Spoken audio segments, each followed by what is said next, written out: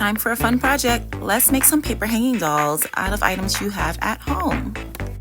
You'll need markers, poster board, pencil, scissors, and a template that you can find for free online. First things first, you need to draw out your pieces. To the left, you'll see me drawing out the pieces to my Spider-Man doll. To the right, you'll see me drawing out pieces to my little Miss Bunnie. There is no perfect way to create this. You just need to make sure you have the right pieces. You need a head, an upper body, a lower body, and a tab. Those are 4 pieces you need to create. And the first thing you're gonna do is draw it out. I used the template that I found online to figure out how I wanted to create my Spider-Man, and I basically was just guessing it with how I wanted to create my little Miss Bunnie.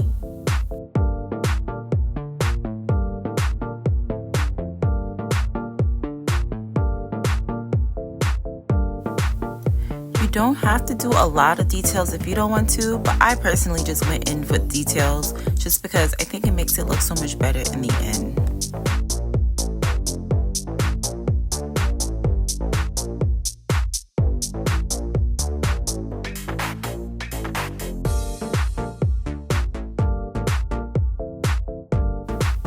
Now grab your markers, go through them, and pick out the colors that you know you'll need for your paper doll.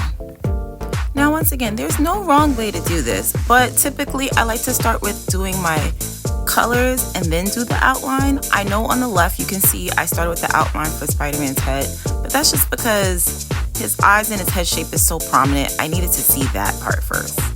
But otherwise, look at the right. You see, I'm just starting with the colors first, outline last. That's the last thing you should do. Just start coloring everything in.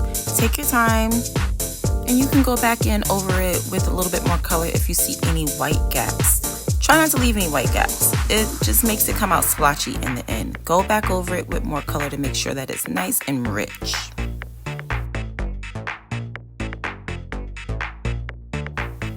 Now to make my details real distinct, I took a regular ink pen and just went over a lot of the little detailed lines just to make sure they're a little bit more prominent and that you see them, and it makes my artwork look more three-dimensional.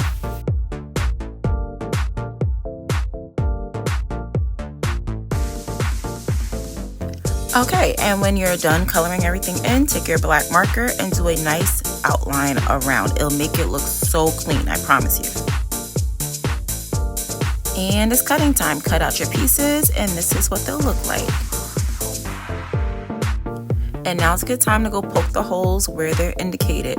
Just to show you guys, I could do it with a pencil. I have a dowel that comes out cleaner, and I have a hole punch, but I just want to show you can use things at home to punch your holes. Make sure you roll up your little paper to make your hinges as well. I just used extra cardstock that I didn't draw on. Now, I encourage you guys to slow this part down and rewind to see how all of this is done, because I didn't record it very well. I was getting a little frustrated trying to multitask being a mom and getting this project done. But if you look closely, you'll see it's pretty simple. Make your hinges, slide them on. If your hole is not big enough for it to swing, just widen your hole, and everything should work out perfectly from there. And trial and error is okay. It's all simple. It's just 4 pieces. You figure out how you want your pieces to sit and you make it work. Just go for it, give it a shot, and see if they hang. If they swing and hang, then you got it right. If they're not swinging and hanging, go back and just move something around till it works. I'm sure you'll be fine. Oh, and a little tip, I put my little hinges on a piece of cardboard just because it's a little bit more sturdy instead of gluing it directly onto the paper. But it works out really good. Try that little tip. And boom, bam, you're done. How cute are these? Oh my gosh, so easy, right? These came out so cute. I'm trying to think of more characters I can do because I want more. I want to make a whole collection of them and hang them on my shelf. Which one should I do next?